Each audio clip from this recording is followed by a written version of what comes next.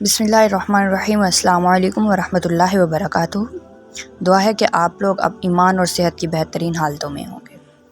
یہ کہانی ہے ایک ایسی بہن کی جس کے نزدیک مرد کی کوئی اہمیت نہیں تھی۔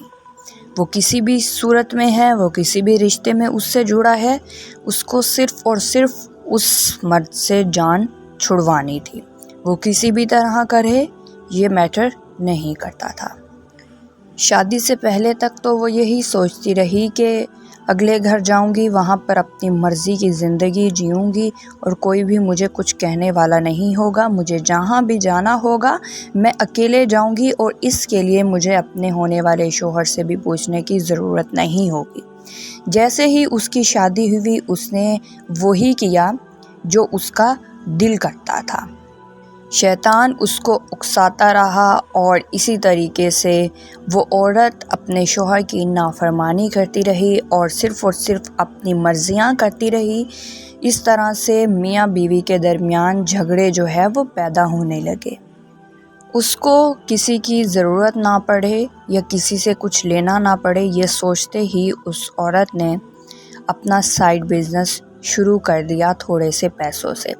وقت کے ساتھ ساتھ اس کا بزنس بڑھتا رہا مگر اس کے شوہر کی حیثیت اس کی نظروں میں بالکل دن بدن کم ہوتی رہی۔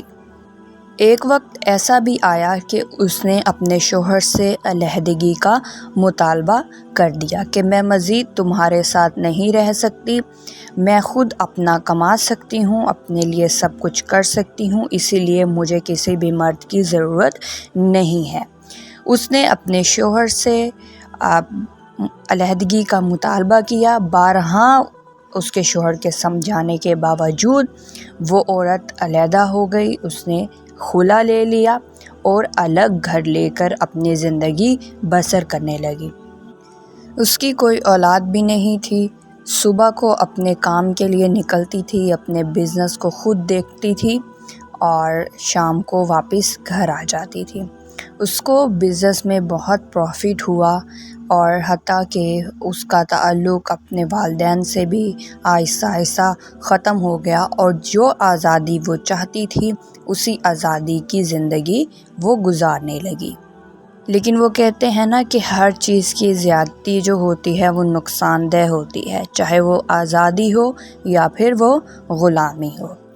ہوا کچھ یوں کہ کچھ عرصے تک تو وہ بڑی خوش و خرم رہی، لیکن ایک اکیلا انسان کبھی نہ کبھی تو بور ہو ہی جاتا ہے، کبھی نہ کبھی تو اکتا ہی جاتا ہے۔ سارا دن بزنس اور رات ساری اکیلے رہ کر وہ عورت دماغی مریضہ بنتی جا رہی تھی۔ اس کا دل آہستہ آہستہ ہر چیز سے اچاٹ ہونے لگا، جس کی وجہ سے وہ اپنے بزنس کی دیکھ بھال بھی صحیح سے نہیں کر پا رہی تھی اور بزنس میں بھی اسے لاس ہونا شروع ہو گیا۔ کچھ عرصے کے بعد اس کا بزنس بالکل ٹھپ ہو گیا۔ جتنے بھی پیسے تھے وہ اپنی بیماری پر خرچ کرتی رہی اور انہی پیسوں سے اپنا گھر چلاتی رہی، حتیٰ کہ آہستہ آہستہ پیسے بھی ختم ہونے لگے۔ اس کی بیماری مزید بڑھتی جا رہی تھی، ڈپریشن اور سوچنا، الگ رہ کر وہ مکمل طور پر دماغی مریضہ بن چکی تھی، جس کو اپنے ارد گرد کا بھی کوئی خیال نہیں تھا۔ اب حالات اتنے خراب ہو چکے تھے کہ وہ مالک مکان کو گھر کا کرایہ بھی ادا نہیں کر پا رہی تھی۔ تو ایک دن مالک مکان نے جب کرایہ کا مطالبہ کیا اور اس عورت کو گھر سے نکال دیا۔ حال و بے حال یہ عورت سڑکوں پر پھرتی رہی اور کبھی دربار میں جاتی جہاں پر لنگر بٹ رہا ہوتا، وہاں پر کھانا وغیرہ کھاتی، وہیں سو جاتی اور کبھی سڑکوں پر آ جاتی۔ کچھ دنوں کے بعد اس کے گھر والوں نے اچانک اسے ایک سڑک پر دیکھا۔ پہلے تو وہ لوگ پہچان نہیں پائے، پھر جب انہیں کچھ پہچان ہوئی تو وہ اسے گھر لے کر گئے۔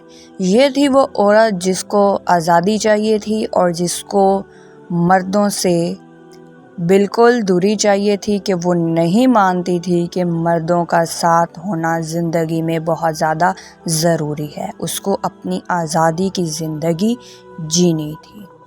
اس کہانی میں ہماری بہنوں کے لیے سبق تو یہ ہے کہ آزادی چاہیے تو آزاد ہو تم، کیونکہ اسلام نے جو عورت کو عزت، وقار، مقام دیا ہے اس سے بڑھ کر کوئی بھی آزادی نہیں ہو سکتی۔ مرد کا ساتھ عورت کے لیے بہت ضروری ہوتا ہے، اور مرد جو ہے وہ اللہ نے جب قوام بنایا ہے تو ہمیں یہ سمجھنا چاہیے کہ مرد قوام ہے، نہ کہ ہم ان سے چھٹکارا پانے کی کوشش کریں اور غلط حربے آزمائیں اور آخر میں ہمارا نتیجہ اتنا سنگین ہو کہ ہم زندگی کی ڈگر پر چلنا ہی بھول جائیں۔